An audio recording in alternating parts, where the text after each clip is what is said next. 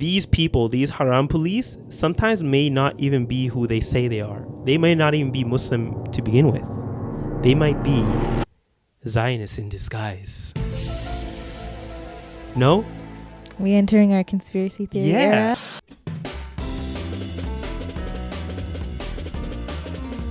Like, I feel like a burping. What? Ew, that was that your attempt at a burp? Did you like? It's almost like you did a reverse burp. You literally made less sound with your. That was nothing. Just making a sound in general with your mouth. Welcome back to the Cousin Connection Podcast. Hey guys, how's it going? How are ya? Do you What's notice she been anything up to? different? Do you see us in 4K? Is this 4K quality? No, it is 1080p still.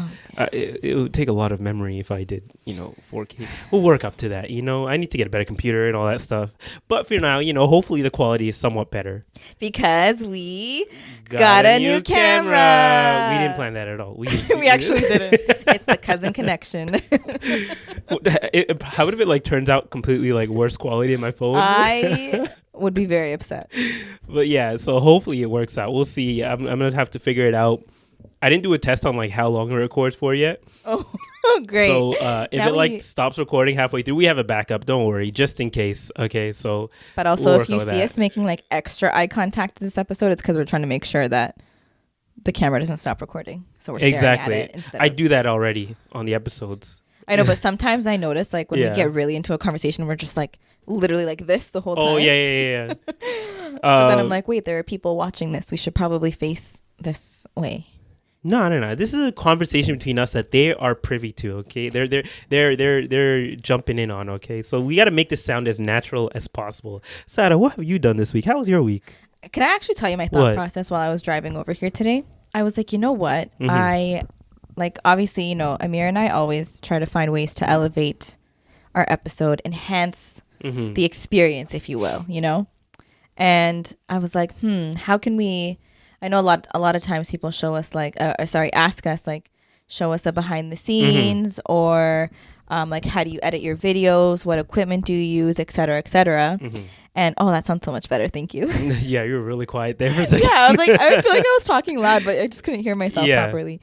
But I was thinking we should do a full on behind the scenes / podcast episode where we show us coming in, setting up, record it, obviously the recording part we would cut it out because that would be an episode, and then it would then go to you uploading it to the computer, how you import basically this. Going through the whole process from step 1 to final export. Exactly. So and then I would take over from there and show how do we set up the episodes, etc.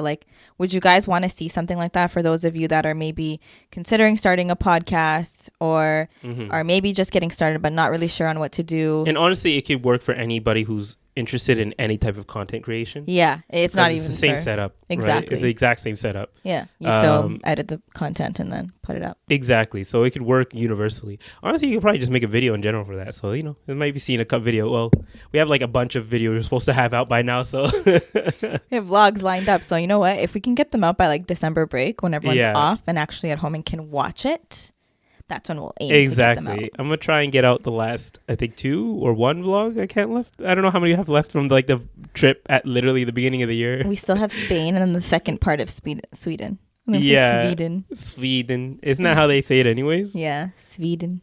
Speaking of Sweden and how do I connect this? Yeah, I'm waiting for it. Traveling and okay, no, I'm not gonna make it work. What were you trying to say? I was trying to connect it to dentistry. What? Bro, what are you talking about, man? How, Sway? You know what I did this week, Sara? Guys, you know what? This episode should be called Amir Goes to the Dentist. And you know what? Yeah. I messaged you because I had a traumatic... I also went to the dentist, but that's not special. His is. We'll talk about his in a sec. I messaged you because I had a traumatic appointment. And I was like... Really? Yeah, I'll tell you after, but I want to hear your experience Okay. first. Well, if you don't know already, I haven't been to the dentist in 6+ years. Literally, it's been so long that I couldn't remember like how long it has been since I've been there. So when they asked you, you said yeah, that? it said like 6+ years, maybe. You know, whenever my parents' insurance ran out, even though I had my own insurance at that point, I was too lazy to find my own dentist. So thankfully, like I think I mentioned this at one point, but Nabat, she came in clutch. It was literally at like my birthday dinner. We were joking about how I haven't been to the dentist, and she's like, "Give me your phone. Give me your phone." She took my phone. And she like, well, actually, no, she was about to take my phone, but then she called her own dentist and was like, "Yo, can you like book an appointment for this guy?" And I was expecting, you know, like, okay, I'll get an appointment next week because I don't know how the game works anymore, right? Yeah. They're like, "Okay, we have an opening in." Remember, this is September 17th.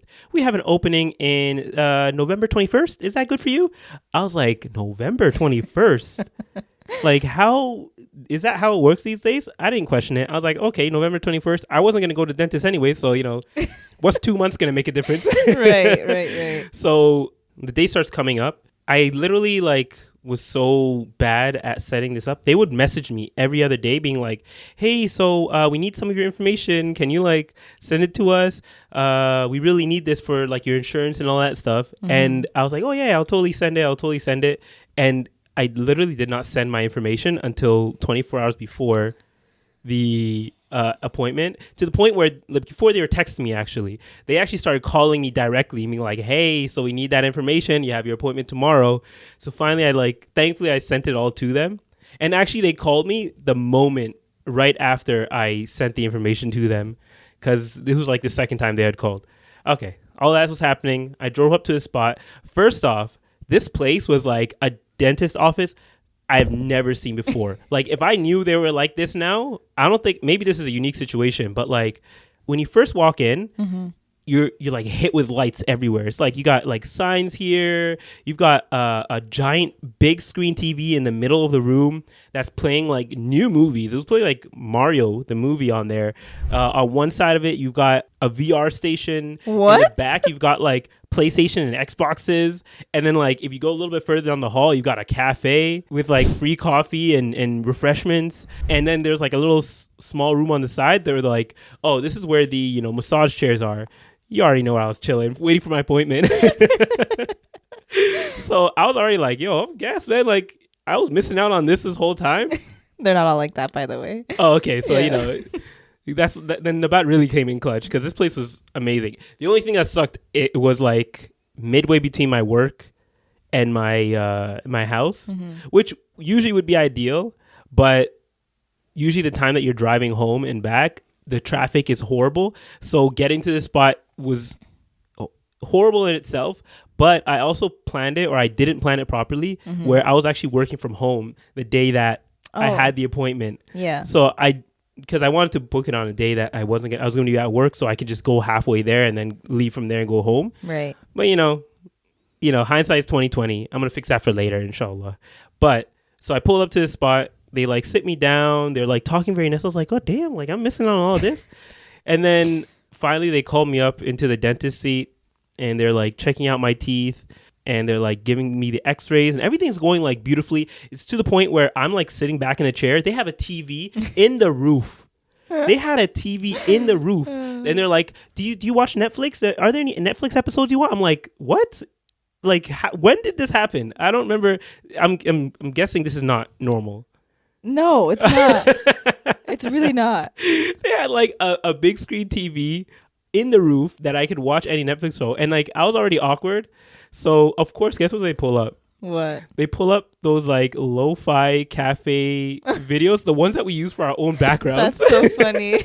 Like the exact same channel that I use to like get our backgrounds. And then I remembered the moment after doing like some of the x-rays, I remembered why I hated dentists. Why? Because the first thing they started with was the cleaning. And this they started with the cleaning before like just checking your teeth?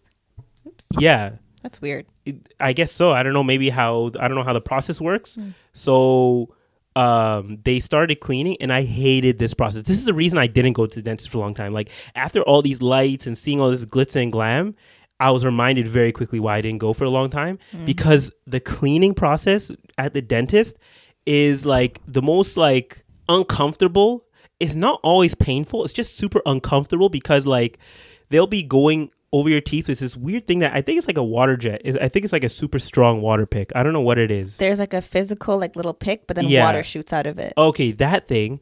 And like it's fine for a bit, and then they'll go over like one sensitive tooth, and you'll get the weirdest, sharpest pain in an instant, and then it'll go away.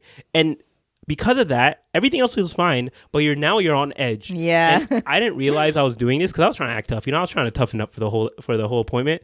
So like my feet were crossed and my hands were like clasped together. And like this or like this? Like, just like on top of each other, just like crossed. I can't remember. I was like moving it around a lot. But every time that would happen, like my hands would get tight, right? And then I wouldn't realize it after like 10 seconds when everything's kind of going calmly. Like I would feel my whole body being tense and I would like loosen up. And then 5-10 seconds later, I would tense up again and not realize I'm doing it. And I'll be loosened up. I'm like, why do I keep getting so tense? And I realize it's because my body's anticipating the pain because I know like where the sensitive spots are going to be. So when they get away from that, your body like loosens up. But then when they get closer to it, you start getting tighter. So I feel like this is a universal experience. Kind of everybody goes through this, hopefully. I don't know. Maybe this is something I'm just getting used to because my gums haven't been touched like that in a long time. But as she's doing this, the dental assistant, I think that's what the hygienist, dental hygienist, she's like gassing me up. She's like, you know what, for someone who hasn't been to the dentist for multiple years, this isn't too bad, you've been doing an okay job. And at this point I was like, yo, I didn't even need to come, like I've been good. Cavity who? Okay. I was gassed at that point. I was like, okay, she's just cleaning it. And I thought that was a whole appointment. Yeah. She was cleaning, she was finishing it up. You thought. They're showing me the x-rays and everything. And I noticed a few things because I can see certain things in my teeth. I was like, oh, maybe that's just like chips, right? And she like is talking about, oh, your teeth aren't too bad. There was one spot that I didn't realize this, but like behind my teeth I have those what do you call those solid braces? Those not braces. The metal retainer, the permanent retainer. And I didn't notice. I thought it was supposed to be smooth. Yours was smooth? It was like smooth behind it. And she's like, yeah, if there's any problem areas, it was definitely behind here. I was like, okay, just one thing. That's all it is. What? Didn't you think of anything when I told you how annoying the little... I thought I just got used to it. I didn't realize that. Is that why you told me, oh, they didn't do the flat one for you? Yeah. Because you literally said that to me and I was like, flat one? There's a flat version? That's why, because I thought it was supposed to be like that. Amir. So this whole time I was thinking my permanent retainers were supposed to be smooth on the back, but it was just that there's so much tar on the back that it like created a smooth texture over it.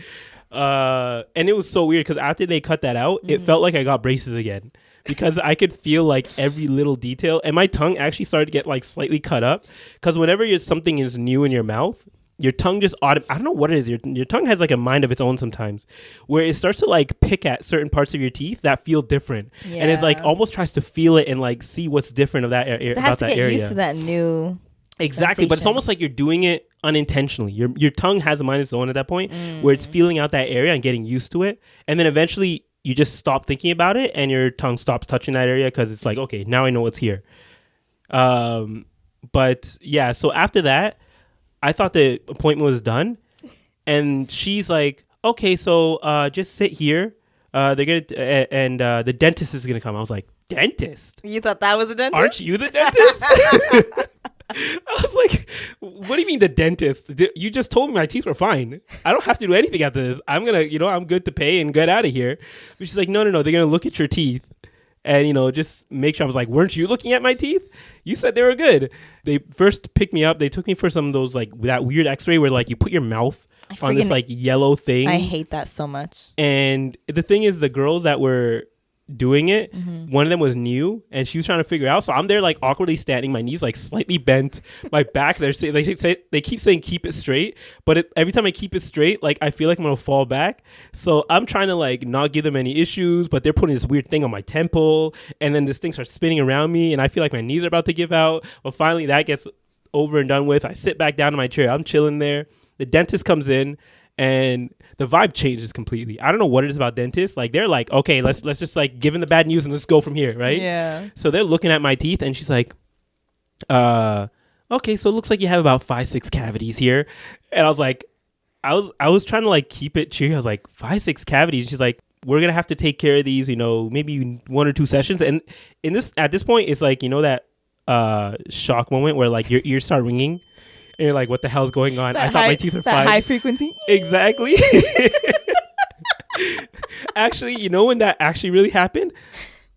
She was like, oh, yeah, you have about 5-6 cavities, and those wisdom teeth, they gotta go. You gotta go. We're gonna, next time, maybe when you come for your appointment, you're gonna have to we're gonna have to consult about this and see when we can book a surgery to take these wisdom teeth out. And another thing you guys probably don't know is that the reason I also stopped going to dentists because they kept pushing to get my wisdom teeth taken out. I did not want the surgery because I just hated it when they put the needles in my mouth. Like, remember that needle? Like, they'll put this long ass needle in your gums, and like it would freeze half your mouth. And like I couldn't imagine how much worse it would be for a wisdom teeth removal, because you're doing that. And she's like, oh yeah, we're gonna do it while you're awake. I'm like, while I'm awake, knock me out. Get me a anesthetologist. What do you call them things? Anesthesia. Anesthesia. Were you trying to say anesthesiologist? Yeah. That's the person who does it. Like, knock me out. I don't want to be awake for this. You're gonna be ripping out 2 sets of teeth. You have you have all 4 wisdom teeth? I think so. Yeah. How did you have braces and you never took them out? I don't know. I never took out any teeth for my braces. Wow. Yeah. So I thought I was good, right? But apparently, like, mine hadn't fully ruptured. Like, they have ruptured, but there's still a little bit of gum over them. But I don't feel it anymore. I guess my mouth got used to it. Yeah. But they said, yeah, your teeth are like rotting away back there, man. because the gum is like slightly over it. That little crevice that it creates I'm not able to reach it, right? Right. So I guess over time they already filled it once. Yeah. Back in the day when I wouldn't remove my wisdom teeth. Right. But they're like, yeah, those fillings are coming out. So now I'm like, 5-6 more years. What's that gonna hurt, right? Do I have to go back? I'm fine now. Wait, you're not trying to go back? Amir. No. I got my teeth cleaned. Also, I don't know how you guys ever looked at me or let me walk around with my teeth unclean like that for so many years. My teeth look so different. Let me see, smile. Wow, I can see the space in between each and every tooth now. I was like, damn, y'all let me walk around like this? And I was insecure about my teeth for the longest time, but... Why? What? Why? Because I felt like the cleaning, like maybe they weren't supposed to look like that naturally, but honestly, they look not too different. They look fine to me. They look fine. So yeah, it's you just get used to it. You get used to it over time. But yeah, that was an experience. So now I got to figure out if I'm ever gonna go back to the dentist. No, Amir, you have to go back. I might go back just so I can like get your fillings. What? Get your cavities filled. I'm gonna get the cavities filled. I don't know about the wisdom teeth. Okay, can I tell you? Oh yeah, didn't you get your wisdom teeth taken out? Yeah, so I got my bottom ones like surgically removed. And for that, like that was years ago, like way before braces or anything. And they actually gave me laughing gas to put me to sleep, and then they did put you to sleep. But I did, like, they told me don't fall asleep. This is just supposed to like make me drowsy, but not. But I was like, nah, this is my time to take a nap. You think I want to see you guys extracting my teeth? No, thank you. So I went boop and I went to sleep. Yeah. 2 hours later, or maybe it felt like 2 hours later, but like 30 minutes later, I woke up and I had like so much gauze in my mouth, but I couldn't feel anything because it was so numb. Yeah. So I didn't feel nothing. I was good until the painkillers wore off, and I was like, oh my God, I'm in so much pain. Like, it is bad. Did you only feel the pain when you started trying to eat food, or was it just constant pain? Constant pain. Then you take new painkillers. Yeah. And then you're good. It numbs it again. First off, I didn't know they had like gel gum and like teeth numbers or whatever you call those things now. So here's the thing. What? Remember, I only took out the bottom ones. Yeah. Then before I got braces 2.5 years ago, they had to take out my top wisdom teeth. For that one, he was like, so I went into my appointment expecting like the first time. Like they'd put me to sleep, I'd be on a bed, but I went into a regular dentist office room. Yeah. So I'm like, oh, I'm just going to be on this chair. They're like, yeah. And I'm like, okay, how long is this going to take, like, roughly? Why? Were you not in a chair before? I was on like an actual operating table. Yeah, like a bed. Really? They had one in the den. It was at the the Unite here, the downtown one. Yeah, I went there for the first one. Yeah, that place was. They took care of me. Yeah, but like that's also the place that scared me. Wait, so that place scared you? Well, yeah, because no, that was the place that tried to get me to get my wisdom teeth taken out, which I probably should have done because at that point it was all paid for anyways. Yeah, like it's expensive. Yeah, I didn't realize. But thankfully, I think my insurance covers like 90%. So you're good then. Yeah, but like. So that time, I fell asleep, didn't feel nothing except for like when the painkillers wore off. Yeah.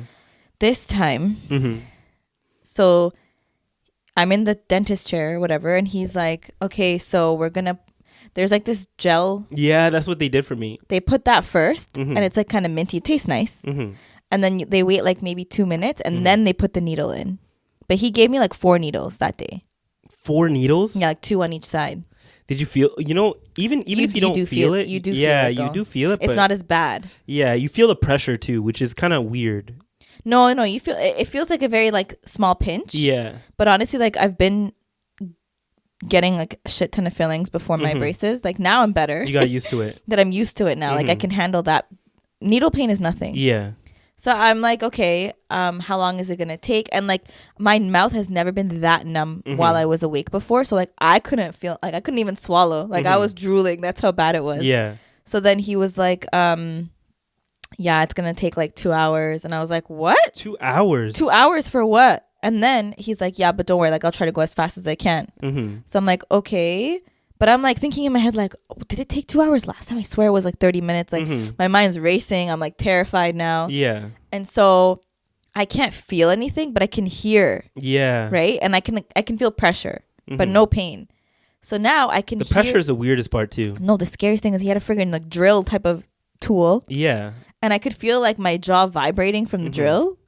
And I'm not even joking, Amir. Like I felt my tooth being broke, like because it was already ruptured, like it's already out. So he was like drilling and breaking up the tooth in my mouth. Yeah, that's what they're doing. And I felt it all. That's why I don't like it. I don't like how it's like so aggressive. But I didn't feel pain. Yeah, but it's just an awkward feeling, and you don't want to like swallow it accidentally. Well, no, he like the hygienist that was next to him was like good at like taking out the pieces. Yeah. And then he like 15 minutes later, he's like, okay, we're done. 50 minutes? Yeah, like he did both of them in like 15 minutes. Damn, okay. And I was like, I thought you said 2 hours. He's like, yeah, I was just joking. I wanted to scare you. I was like, what? Like, what? Who does that?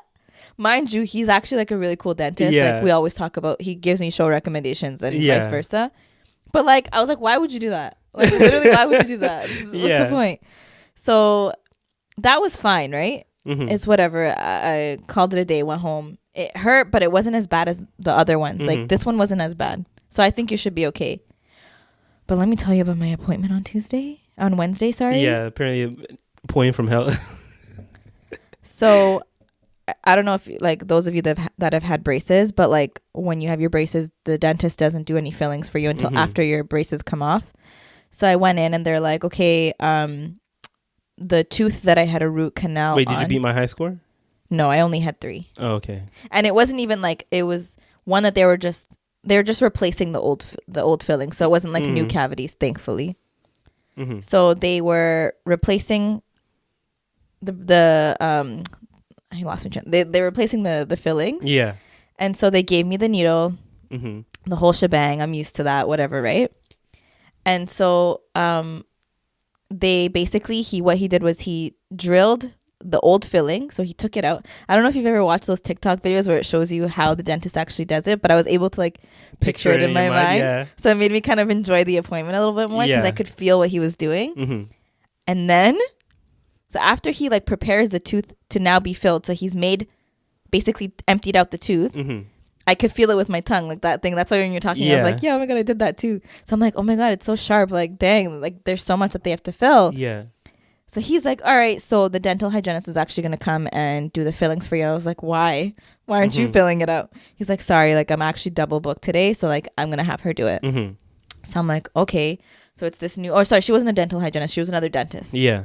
She comes in, she's like, hi, nice to meet you, whatever. So she's here.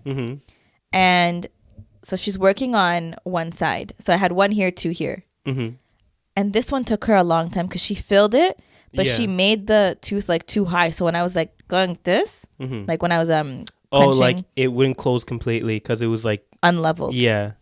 So it took her a long time to fix that, and I'm like, he wouldn't have had this problem, but like fine, you know, whatever. Yeah. So she finally gets it. By the time she made it to this side, the numbing started to wear off.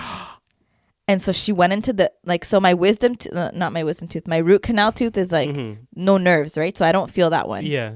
But this tooth, the other one, Yeah. I can still feel it.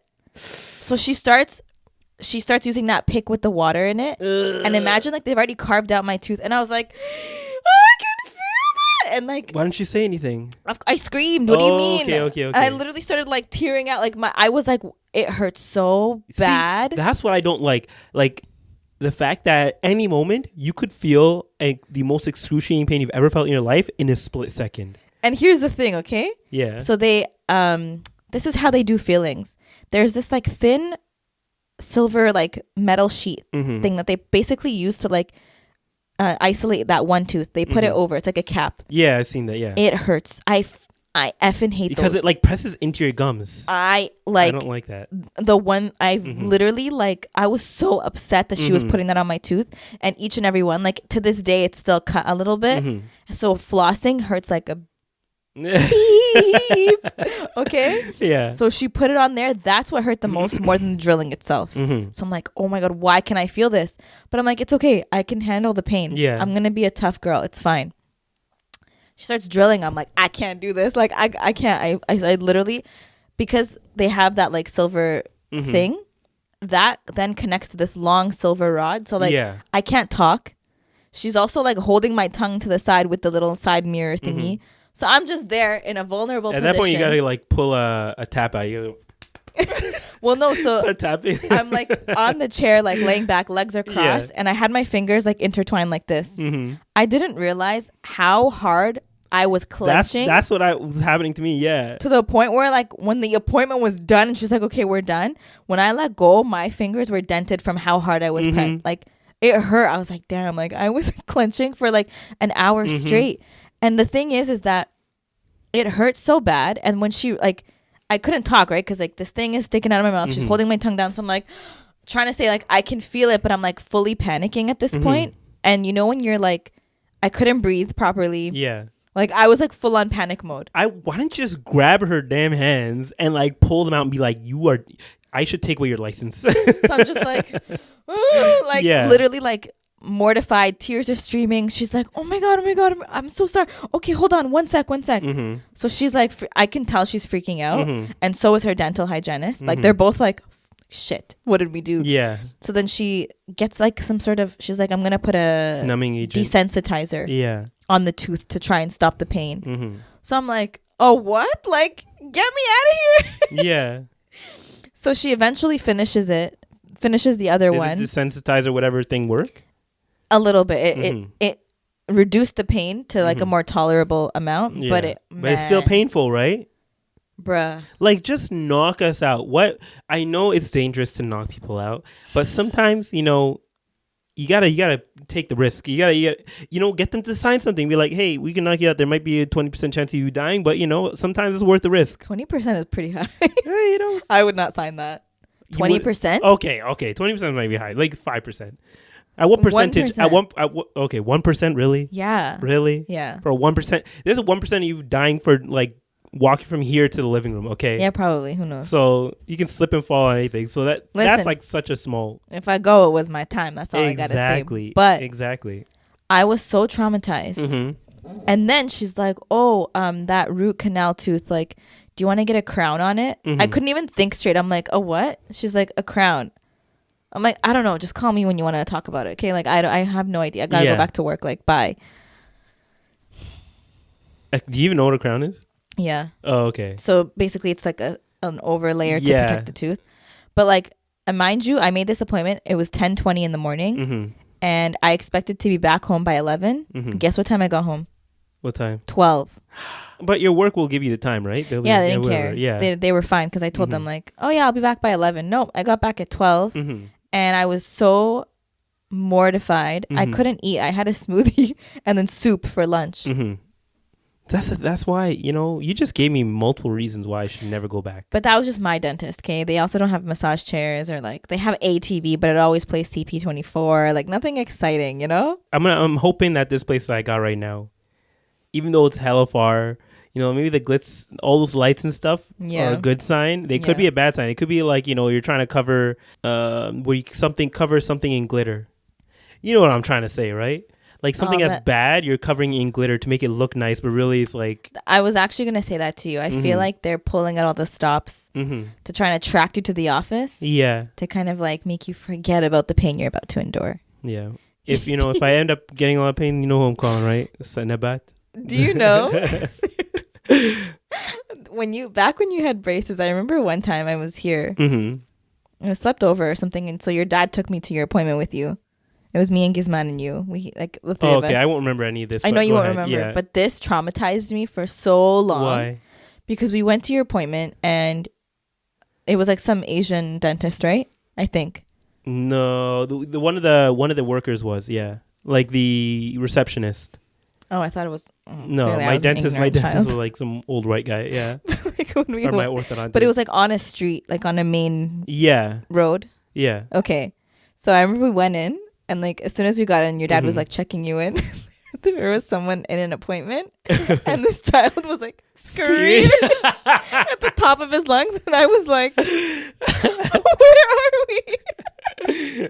Like I was so scared because I'm like, "Oh my god, are they gonna do that to Amir?" Like, what's funny? In this dentist place, like there's a main office, and you have like all the rows of the dentistry rooms, whatever. Yeah. And then like as you're exiting the building, it's still on the same floor.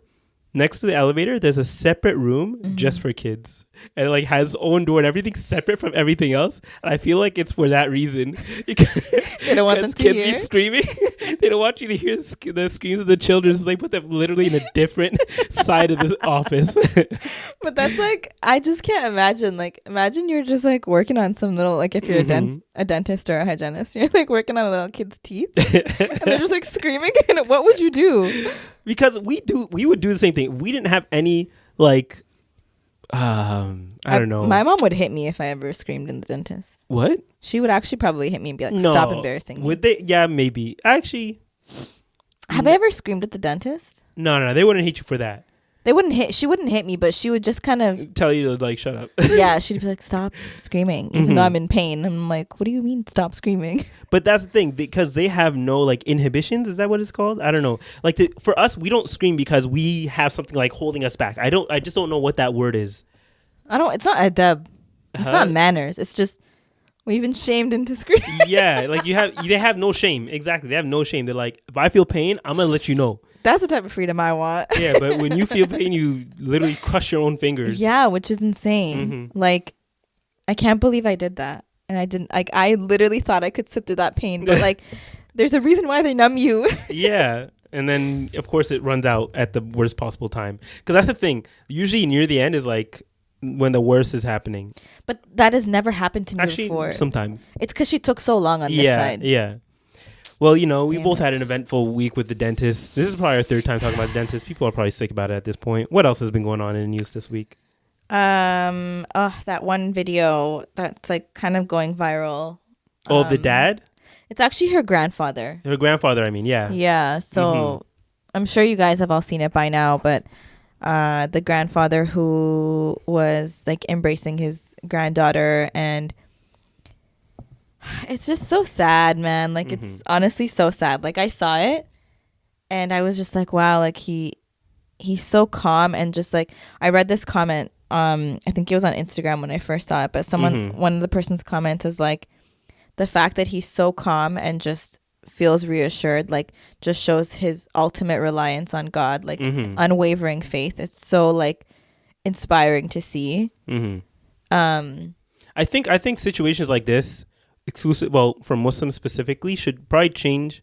It maybe is changing their perspective on death, because a lot of times people are scared of death and they think of it as the end. But a lot of the examples we're seeing from Gaza and from Palestine in general is that like this dunya is like, it's very short. We're not promised it forever. At the end of the day, we should rely on Allah and understand that this is just like a stop in a greater journey where, of course, it's unfortunate that there are people who haven't even made it to the year where they're even accountable and they're passing away, but that the reassuring thing and thing that he was trying to reassure the people or himself of is that she's immediately going to Jannah and she'll be in a better place after this. Yeah, and I think people who fear death probably fear the unknown because they haven't learned or they may not know about the afterlife and what occurs after you die. And I think, when you take the time to learn about what happens to you after you pass away, through whatever means that you pass away, like when you learn about what happens to you after that in the afterlife and what's waiting for you, depending on how you die and then your state in this world, I wouldn't say you should fear death even more, but it should actually make you more, it should make you more conscious about how you live your life on this earth. You know what I mean? So like what you're doing, how you're spending your time, and it's a sad video only because of what he was saying, like the way he was saying, like she's the soul of my soul. It's because that's his daughter's daughter, and I was like, yeah, there are I've seen a lot of TikToks or a lot of reactions to where people are like bawling watching this. Yeah. But you have to remember, this is not a unique situation because it's not. There have been, I think, 5,000, maybe 5,000 plus children who have more than that passed away. What? More than 5,000. More than 5,000 plus children who have passed away from this, which means that there are 5,000 plus stories very similar to this, unless 100%. Their whole families, in some cases, that were passed away. But even then, there's always going to be someone there to mourn them, right? So this is not like in his situation, it was his granddaughter. It wasn't even his daughter directly, it was his granddaughter, which means that there's always someone there to mourn someone. So he lost actually her brother too. So it was his both his grandchildren. Yeah, which is exactly. Very sad. But this will open, I hope, there's always hope that this will open more eyes to the situation if their eyes aren't already open to it. And even this was actually taken, I don't know, was that video before or after the pause? Okay, so it was released after the pause, but I don't know when that airstrike took place. I don't know for sure, so I don't want to say. Since then, or like since last week we recorded, there's also been that pause. The 4-day quote unquote ceasefire. Conveniently placed through Black Friday and Cyber Monday. Yeah. Conspiracies aside, like it's still it's a weird time because first off, like you can see from there's the hostages that it's almost like a bittersweet time, right? Because you see that the hostages are released, 150 hostages that were held by the Israeli government are released. But then that's like the sweet part. But the bitter part is that what's stopping the Israeli government from just arresting more people. Like there's actually a video that came out where literally like the day after they release these people, they're just going randomly on the street and picking up people off the street and arresting them. For what though? No reason. Well, they never had a reason, right? Yeah. But they're just even though they released 150 people, there's nothing stopping them, and probably they've already done this where they arrest 150 plus people just to get back at the Palestinian people. And did you see the rules though that they had for those? Yeah, like they're saying they couldn't celebrate. You couldn't throw candy because, like, I think it's like many cultures do this, but when there's like a reason for celebration, they throw candy on you. They're saying you can't even do that. No signs of celebration. You can't talk about it to the media, like otherwise you're gonna pay a large hefty fine of like 75,000 of their currency. Yeah. So.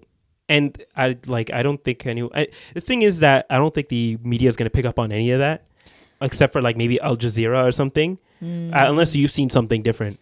Of them celebrating? No. Of like people speaking out about these stipulations that the government has put out for the people who they're releasing. I saw it on a post on TikTok, but it wasn't like an official news news segment or anything. The other part to it was that as they're releasing these Palestinian hostages, they were talking about how the horrific like living conditions that they were putting in, how they were treated by the IDF and the Israeli soldiers and officers.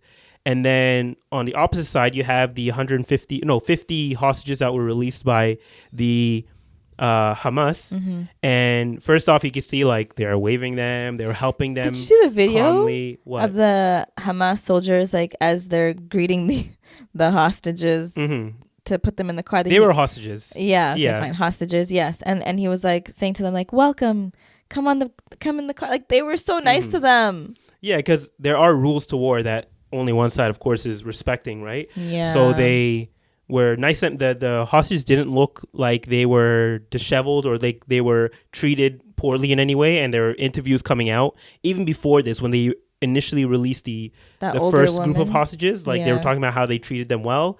And ironically enough, when they were talking to the new hostages, they were saying like, yeah, they treated us well. Unfortunately, we didn't get to eat as much. And they're like, oh, because you guys were like, they were starving you, right? It's like, no, it's because Israel was attacking the areas around us so much that none of the aid was coming into the area that they were holding us in. So we couldn't even like, they had to start rationing out the food. And the fact that they even rationed out the food to them to begin with is completely opposite to what the Israeli government would do, right? They would probably just let them starve. And they have done that. So just the difference in how the hostages are treated on both sides kind of lets you know who really is the terrorist in this situation. 100%. And it didn't even take this situation to discover that. And so that's probably one of the most recent things. It's going to be a 4-day ceasefire. I hope that it continues. Like maybe they can come to some negotiation. But the fight for the like Palestinian freedom is still a long one. Oh yeah, it's not over yet, and we're not going to stop talking about it. Yeah, we're definitely not going to stop talking about it. No matter how hard the algorithm tries to hit us with it, we're going to continue talking about it. And I just seeing the hope in the people, the Palestinian people, and the sabr that they're displaying should be inspirational to not only Muslims but everyone around the world. Yeah. And should hopefully make people realize who is really trying to fight for their freedom here. Because the people who are typing out free Israel and then you go up to them and like freeze them from what? And they have no real answer to it is very telling of who the real like threat is in this situation. People are out here saying free Israel? Yeah, and see that the people typing it out. No, from what? Free them from what though? They are free. Well, yeah, that's what I'm saying. There's no reply to it. Yeah. So, and kind of also another telling thing about who is in the right here is how the people here speak about or even treat the opposing side, right? Like, I think there was a video recent that came out of a girl who there was a protest going through a mall, and there's a girl at the top of the banisters or the second level, like you can see down sometimes into the first level, and she was like screaming at them like horrible things, and then she spit on them. I know, she spit on a child. Yeah, and then of course when someone confronts her about it, it was like a black man. He's like, you almost spit on my daughter, because he was standing next to them, and like, there's like spit particles everywhere. He's like, you almost spit on my daughter. Like, how you're a horrible person. Why are you doing these things? And then, of course, this guy's not Palestinian anyway. She like attacks his race. She's like, oh, of course a black man would say this, and it's like, okay, you just exposed who you really are here. Wait, listen. I feel like, first of all, Canada... The thing is, you can't do anything. You can't do anything, because the moment you do something, unfortunately, the media will spin it to make it look like you're the monster. You can defend yourself, though. What? Yeah, the person they spit on. But you as an observer, can't really do much in that situation. Maybe there's some grounds for like citizen arrest. No, but that's the thing. Like, our reaction should not be violence towards them. It's not violent. It's just unless you're lessons have to be taught, right? Like, people like that only disrespect others because they can, and they think they're untouchable. You're not untouchable. And the amount of hate crimes that have increased since the start, or like, I guess the start of all of this kind of coming out in the media it's actually astonishing. And it's crazy because I always see news reports about heavy police presence in like heavily populated like Jewish areas in the city, but how many mosques have been attacked? How many Muslims have been attacked? Apparently, I actually just saw this earlier this morning, but like 3 men were shot in Vermont, I think, if I'm not mistaken, for wearing the kufiya. Yeah, I wouldn't be surprised. I didn't hear about this, but I wouldn't be surprised just saw it like before I came here, and I was just like, what? Like, how come everyone's so quick to? And this is no hate to like the Jewish people, right? Because the Jewish people who don't support the Zionist movement are just as innocent. You know what I mean? Like, they didn't do anything wrong. They just happen to be Jewish. Like that's that. But those that are like perpetually like pushing hate towards Palestinians and those who support the Palestinian movement, those are the ones that I'm like side-eyeing you big time. And that's the lesson that needs to be taught to them, is like, no, you don't be disrespectful, and don't like them being in the them being pro-Zionist movement is already, you know, in and of itself a problem. But then for them to like you're attacking random kids in the mall, like you're spitting on people. Like there's that one lady in New York who threw her coffee or something at the dad and his baby, who finally got arrested. Obama's, whoever that guy was to him, got arrested or is being charged. Like it's you can always tell. You can always tell like who's the right or even wrong in a movement, even if it's not obvious when you're even if it is obvious from what you're seeing from the news and things coming out. If you're still on what we consider the wrong side, look at the people who are the individuals who aren't there, who are part of this cause as well, and how they act. Because usually the people who like comprise a group are very telling of the overall, I guess, righteousness or of that group, if that makes sense.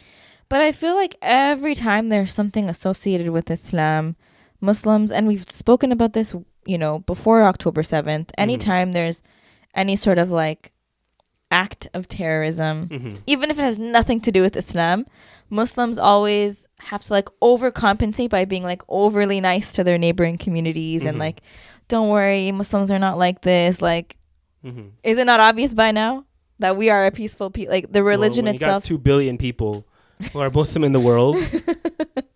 But you think that things will be popping off every day, but really it's the other opposing side who's the one who's making things pop off. So that's like, and it's just starting to get like frustrating. Like, and I know this thought that I'm about to say is already a controversial take, because some people believe that Hamas is a terrorist group. Some people believe that they're actually a resistance group, and they're just resisting the 75 plus years of oppression that the Palestinian people have been facing. And it's like, you can only kick someone so many times before they eventually retaliate. You know the only thing they can say, and the thing that us as Muslims have to kind of agree with them on, is that like innocent women and children should never be hurt in these situations. Anyone innocent, men, women, children, doesn't matter who you are. Yeah, anyone innocent in general. 100%, and I'll always agree with that. Yeah. But when you have like, it's not even just the soldiers anymore. Settlers are just given machine guns and just told like, shoot whoever you want. Like random people. Imagine like our government just said, hey Amir, you're Canadian, here's a gun, shoot whoever, like shoot the opposing side if there was one. Yeah. Like, and that's mostly crazy. In the West Bank, where Hamas isn't really which is, it's insane. It's insane. Like I just sometimes when I stop and think, it's so hard to like try and conceptualize.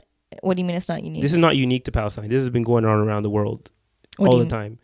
Like where governments will give a certain, whether it's the people who live there or mercenary groups or other groups, they'll provide them guns and weapons to kill a certain population that they want out of the way so they can get to certain resources. Yeah, I know. It's not unique, but like when I sit there and try to conceptualize it and just like make sense of it, I'm like, wait, why am I trying to make sense of a literal mass murderer, a terrorist? Yeah, there's no making sense. I'm not a terrorist. It'll never resonate with me. It'll never make sense with me. Make sense to me of why they would do something like that. But it's so angering that like I or many other people can't stop it from happening. And it's like, and I think the reason why people have been feeling so heavy over the last month and a half is because you're like watching all these atrocities happen. And you literally can't do anything about it besides obviously like, you know, protesting, donating to eventually get the aid to them eventually, educating the people around you. Like you can't physically stop it, which is what makes it hard. That was also another positive of the ceasefire. The temporary ceasefire is that it allowed them, one of the stipulations made by Hamas is that they have to allow the aid trucks, the 200 aid trucks to get into Gaza and help the people.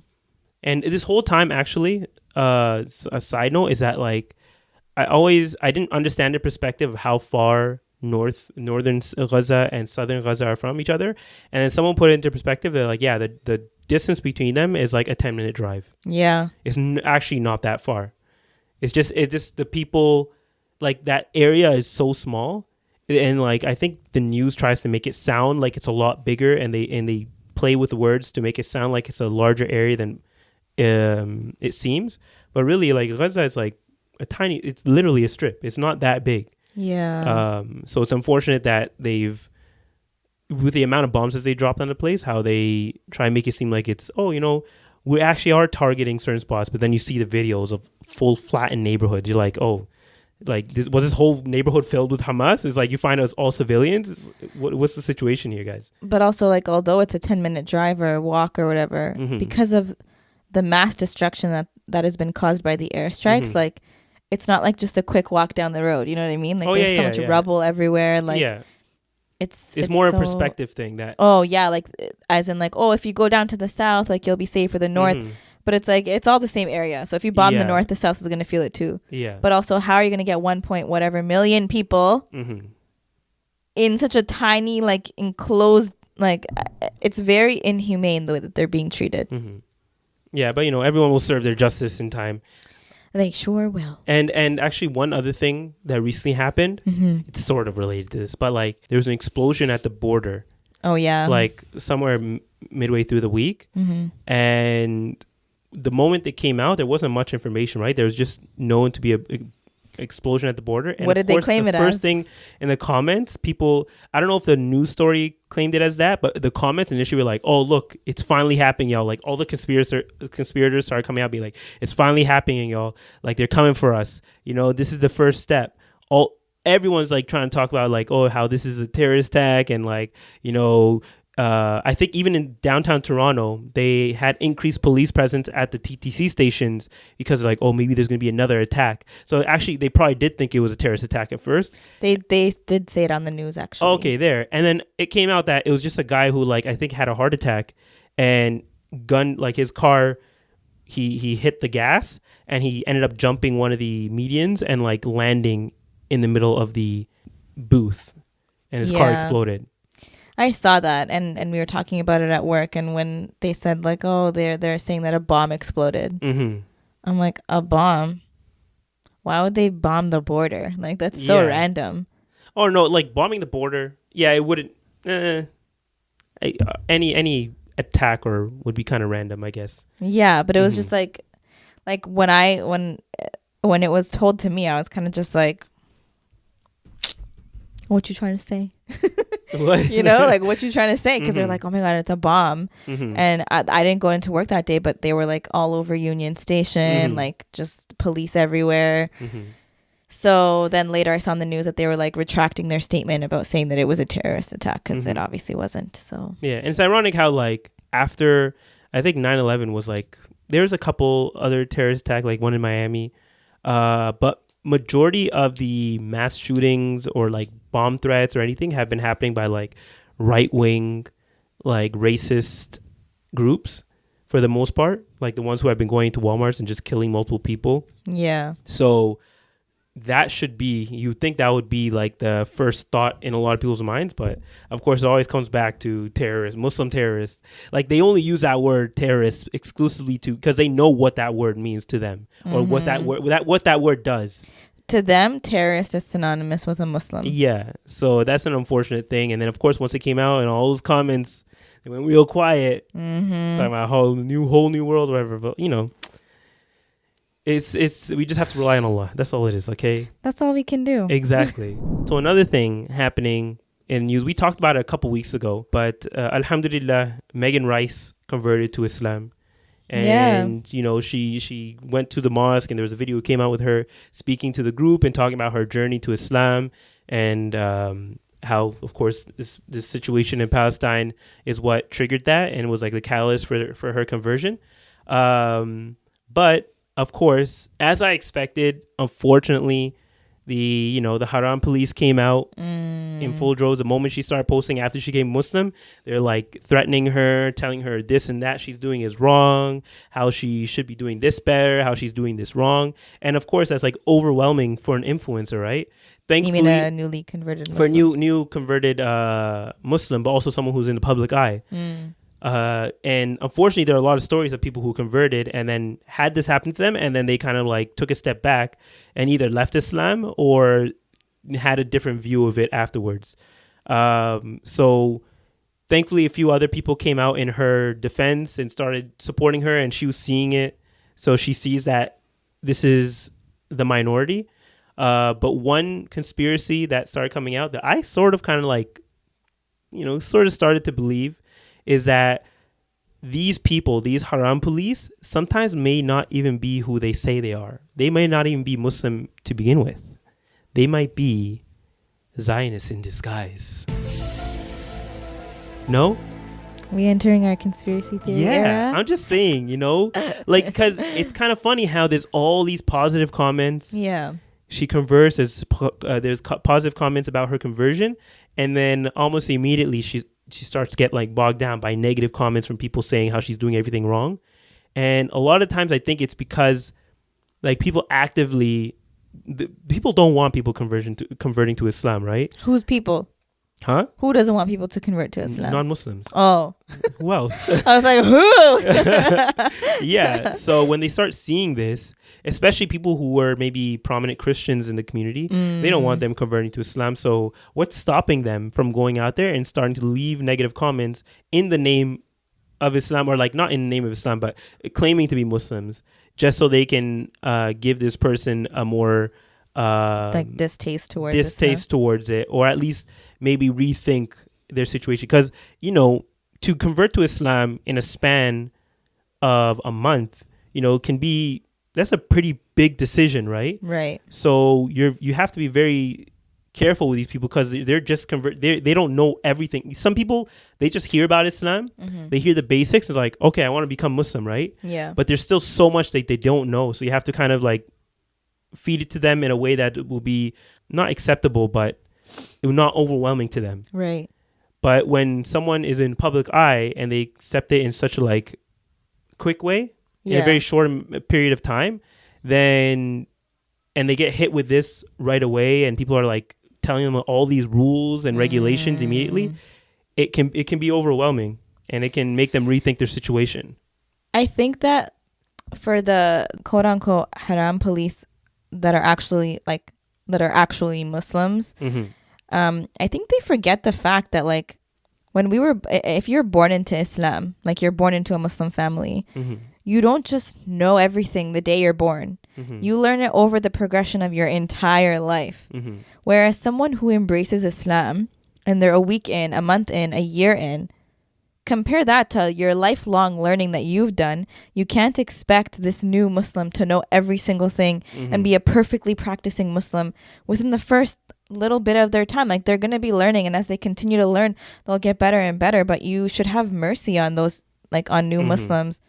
You know what I mean? Like, have mercy on them. If you feel like they're doing something wrong, then teach them, but don't expect them to learn every single thing immediately. Like, that's so overwhelming and so intense. Like, have mercy on them. Teach them slowly, because if you try to overwhelm them, and if they try to overwhelm themselves by like, oh, I have to start doing this, and I have to do this, and I have to do this, and I have to do this, they're going to, like, you only have so many hours in the day. It's better to take baby steps towards eventually fulfilling your obligations versus trying to do them all at once and then failing because you've experienced burnout or overwhelming feelings, you know? I think the best response that I saw was from another guy who recently converted as well. And he's like, a lot of these people are like Muslims who were born into Islam but never learned what it meant to actually be Muslim. And the fact that it's not just about rules and regulations. Like, there's a spiritual side to it. 100%. There's a sabr that comes with it. Like, you have to be, there's decorum to being a Muslim that they have, that because sometimes when you're born into it, you take a lot of those things for granted. Yeah. Right? And you actually, because you're coming at it from like sometimes very cultural side. You forget like to be Muslim requires you to be like soft and to be understanding and to give grace to people and to understand that like everyone's situation is different and you have to approach them in a way that's appropriate to that person. But the internet is accessible to everyone. And unfortunately there are a lot of 13, 14, because I feel like a lot of these people who are commenting, these Haram police, are like 13, 14, 15-year-olds who are just learning all these rules and feel like they have a certain like power with not addressing but like enforcing them on other people, because maybe in their own home they don't have that much power because they're weak and don't and feel like they need to impose it on someone else. Well, here's the thing. Stronger. Here's the thing, right? Yeah. Because yes, the Prophet taught us that we should be abiding by what's an obligation on us, but also like prohibiting and avoiding what's sinful for us, and that we should be teaching others, aka giving dawah, like preaching the call to Islam, but also the rules of Islam to the community. Now, yes, we are supposed to do that. However, along with actually learning your personal obligations, as in like knowing how to pray, knowing how to fast, first and foremost, knowing how to believe in God correctly and believing in his messengers, knowing how to do to purify and clean yourself, because that's also another part of the obligations that you have to know. Aside from all of that, in conjunction to that, actually, you also have to have that Islamic manner, like you said. Islamic manners meaning you have to, first of all, be like, I don't know if we can go as far as saying it's an obligation to be patient, but there are ways to kind of navigate. There's a wisdom behind how to preach and give the da'wah. way you preach to someone who was a Muslim their whole life versus someone who just converted to Islam is very, very different. But even if you had someone who was born into Islam. Oh, I mean, like born into Islam and like grew up with like learning Islam, the like knowledge, learning the deen and all that. Yeah. But either way, though, like I know some people have the more like harsh, tough love approach. Some people are more gentle, soft. It honestly just depends on how the person that you're trying to teach accepts the information, right? Yeah. If you have like some people, they like the tough love approach. They want to be kind of like, they want someone to be strict on them, to hold them accountable. But then there are other people who that's not their style. And if you kind of come at them with a tough love approach, they're going to be like, whoa, get out of my face. Like, who do you think you are?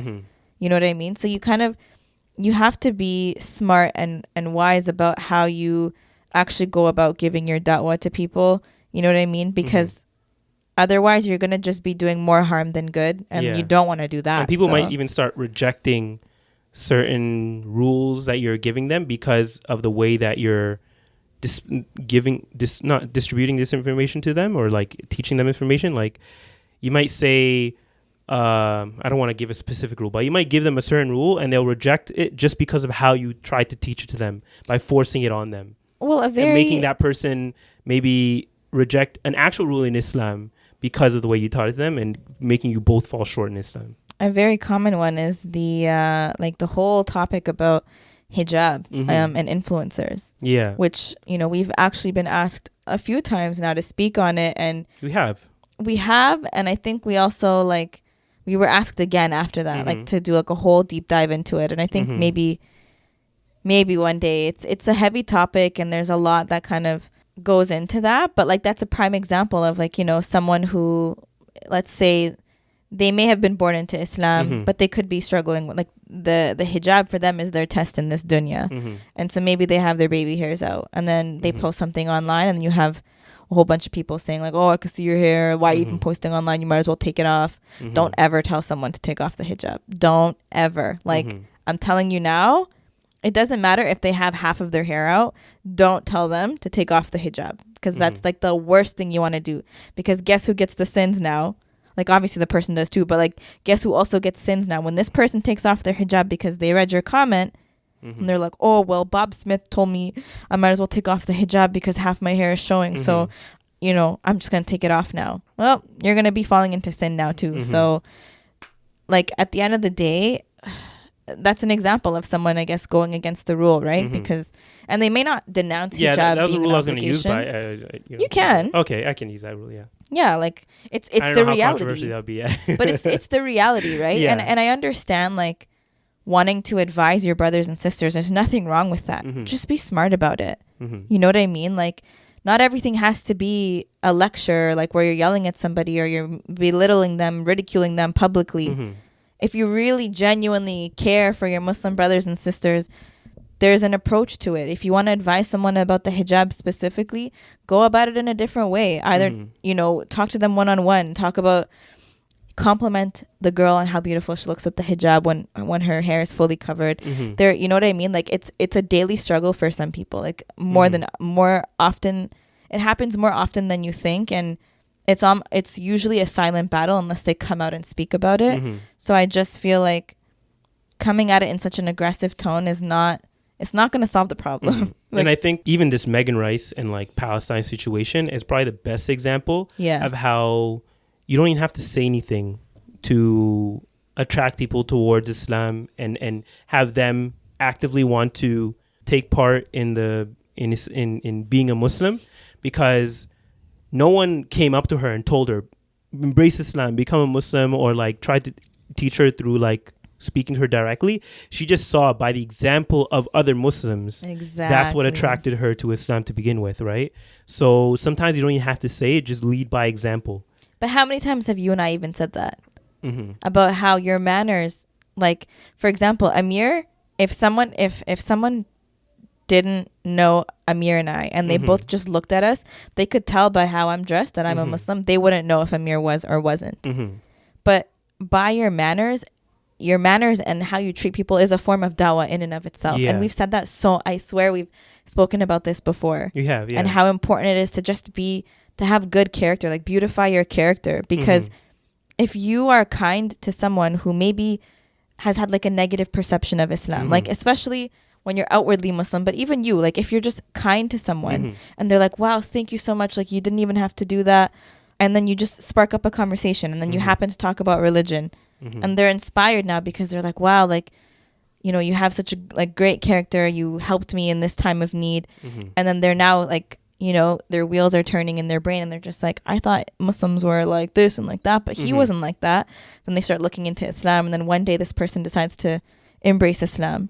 Like, do you see how that one small thing that you could have just done, it literally is free for you to be kind. So like I don't know, I'm not a fan of like but overall I feel like we're moving in a more positive direction. I know things are horrible right now in a micro scale, well, not a micro scale, but like just looking at what's going on in the world. But in a macro scale, I feel like everything is moving in a more positive direction, Islamically wise, if that makes sense. I mean, the perception of Islam? Yeah, the perception of Islam, I feel like through this situation is changing.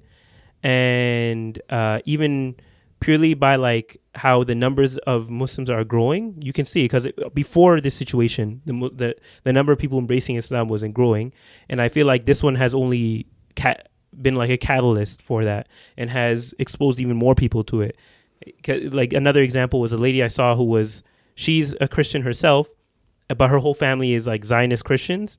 And just from seeing how the sons and daughters treated their mothers when they first were the girl that was released, crying on the TikTok. Yeah, exactly. Just from seeing how like even before they embraced their mother or father, they would kiss them on the hand and then they would embrace them. So just that small act, the fact that she even mentioned that had made her look into Islam and like and saw she gave her a different respect for Muslims. Just that small thing can show you how like a small thing could open a door to someone's inquiries and path to Islam. So okay guys, so before we finish off this episode, for once we'd actually like to respond to at least one of your comments, you know, just to, you know, encourage people to leave comments in the videos, because some of you guys leave some really good comments, especially one person who's actually commented multiple times and has left like pretty good responses to a certain topic. So this one comes actually from, oh, you can actually read it out for me. Sorry. My bad. I just realized I'm going to read it. It's okay. Bad. You can if you want. Huh? No, you can read it. It's all good. Yeah. Okay. So this is a new segment, by the way, that we kind of told you about a while ago. But we're actually going to stick to it. So if you want your comment to be read on an episode, make sure to leave a comment for us on our YouTube like on the episode videos on YouTube, and we will randomly select it on a week-to-week basis. But this one comes from Dina, who, you know, Dina, I see her comments all the time, so I feel like we're internet friends now.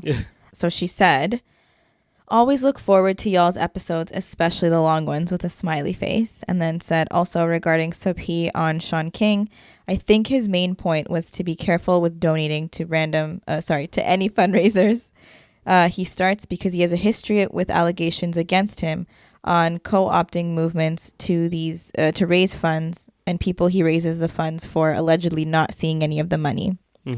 So more so to protect the people, not necessarily saying that he shouldn't be speaking on Palestinians or Palestine, or should only be speaking on Palestine, but to be careful. If anyone tried to profit.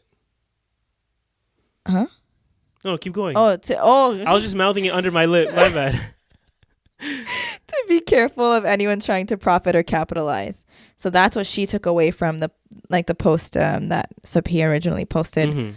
And so I thought that was like a good comment. Yeah, I think that's what I sort of understood from it as well. Yeah. Because I can't remember if we did clarify that, but we did mention like how people were from previous movements were kind of warning against him because they felt like he was misusing the funds. And, like, some people talking about how he like lives in like a mansion on like the beaches of New Jersey or something like that. So someone who's living that lavishly or that well and is also a freedom fighter or like a activist, you kind of have to start questioning, okay, so where are you getting all this money from, right? No, I see how the perception of him, like the public perception, isn't the best. So I can understand like why sooooo was warning.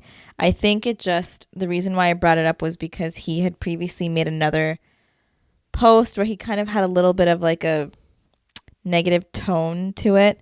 So not everyone actually received his warning in the way that he may have intended it to come across, you know? But yeah.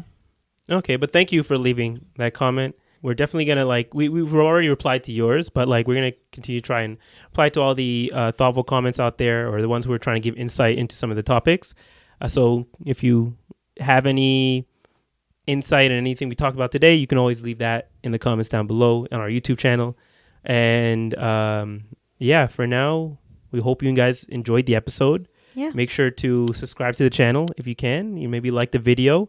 Let's see if you're actually watching this end part. Let's try and get this video to like 100 likes. We'll just see. See if like 100 of you at least make it this far. If you guys can get this video to 100 likes, then we will. What promises are you trying to make here? I'm trying to think. How can I make you suffer? I'm just kidding. No. Okay. Hold on. If you guys get our video to 100 likes, we will let you guys dictate what we do for a day, and we'll vlog it. You know, like my followers tell me what to do, or for 100 likes, make it 200. For 200, then do that. Yeah. No. If you're gonna make it to 200, okay. If you guys get this video, and I mean it, if you get this video to 200 likes, we will literally allow you guys to dictate our whole day, and we will spend a whole day doing. Whoa! We need to talk about this. Guys. Just subscribe to the channel, like the video. It's a good deal. We'll talk about this next week. Okay, listen, we need to talk about this afterwards. Hold on. We need to talk about this afterwards. We'll let them dictate our day. What? And we will vlog it. Yeah, obviously within like we're not gonna do anything crazy, okay, guys? But like, okay, we'll talk about it. 200 likes. We'll talk about it. 200. Okay, we'll talk about it. Okay, yeah. We love you guys. Thank you for stopping. Okay, bye. Bye. What do you mean? What do you mean? Yeah, we can do it.